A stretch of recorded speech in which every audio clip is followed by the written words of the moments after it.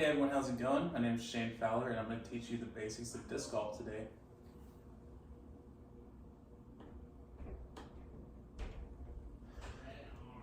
So you're probably asking yourself, what is disc golf?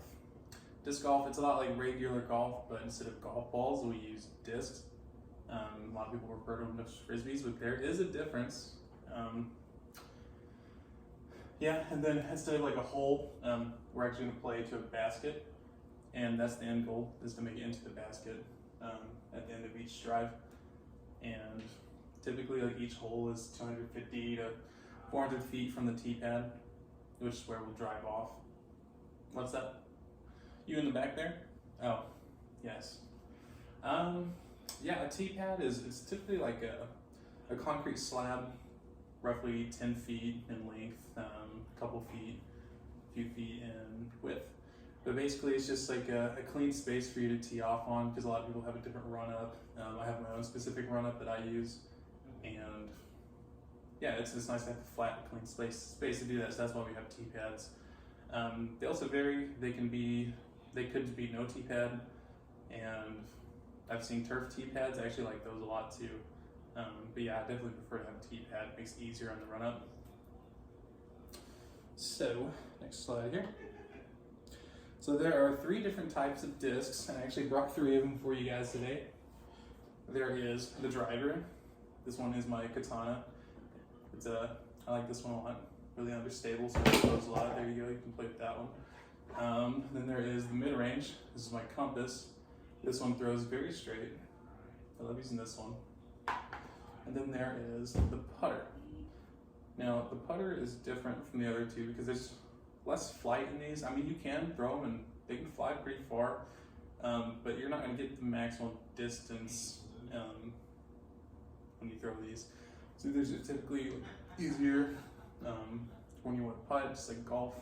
Use a putter in golf, use a putter disc in here. So close shots, you have more control, better grip, just for more precision. So I'm just going to put this one over you. Yeah, that would have been a score. Cool. And then I actually have the same disc bag in a different color. I brought that as well. You typically want to bring one of these, or cards. Some people have cards, whatever's easier on you. But yeah, you want something to haul your stuff around, because you don't want to just be carrying everything as you're on the course, because it's a mess. Now the rules. So in order to win, it's like golf.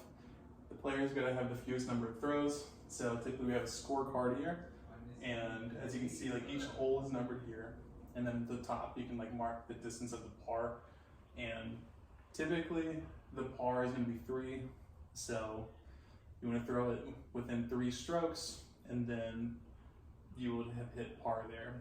Over or under that, birdies, bogeys, +1, things like that, like regular golf. And typically 9 to 18 holes, depending on what the course is. And then each hole typically has a tee pad and basket.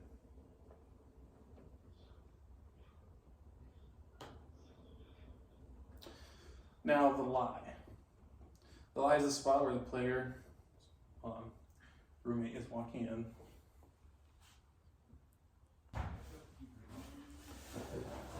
Sorry about that. Some people just don't understand disc golf like I do. Anyways, moving on to the lie. The lie is a spot where a player's previous throw landed. So you throw your disc, it's going to land somewhere, and you can either mark it with a mini marker, as you can see here, or you can just use your regular disc and play behind that. But either one of these white lines you can play behind and throw from there. And on fairway drives, you can actually play with a run up behind those, unless you're within 10 meters of the basket, then you cannot. Now the throwing order is based off of the first hole. So whoever has the least amount of throws on that first hole determines the throwing order. So the least amount of throws is going to throw first in each subsequent hole. And for each hole, throwing order is based off of distance from the basket. So whoever throws furthest from the basket, after everyone tees off, that will be the next person to throw. And then as you get closer and closer, you just kind of move in that order.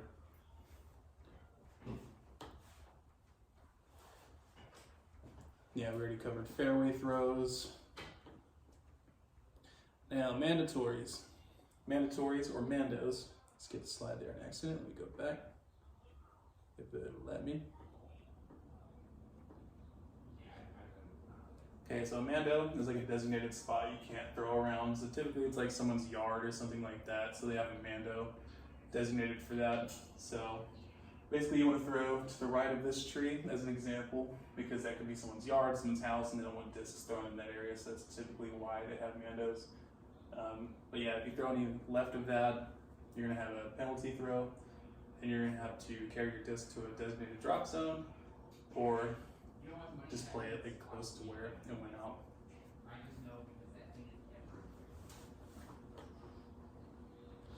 Now, completion of a hole, obviously, we talked about it earlier, is just getting the disc into the basket, like so. It's harder than it looks, but sometimes I do it. And then out of bounds. Out of bounds is kind of tricky because not all holes have an OB line like this, but this chart right here is kind of a good example of what to look for when determining if it's in bounds or out of bounds. So this out of bounds line right here, if there's any visibility of that line between the disc and the out of bounds, and you can see that, then it's considered out of bounds. So this one that's actually on the line is crossing over it completely, so you don't see any of the line between it. And this one right here does. So that is the difference between those two. And then typically you want to play like a meter within inbounds if you do throw out of bounds, and then you get a penalty throw. And then course courtesy, I mean, just like golf, stay quiet. Whenever someone's running up, you don't want to yell something like Happy Gilmore is an example of that. You don't want to do that. You want people to be able to focus on their throw and achieve the best result possible. Stand behind the players throwing, because it gets distracting. Whenever someone's walking in front of them, they want to have a tendency to not hit you with the disc, because it will hurt you, could kill you if thrown at a certain velocity. And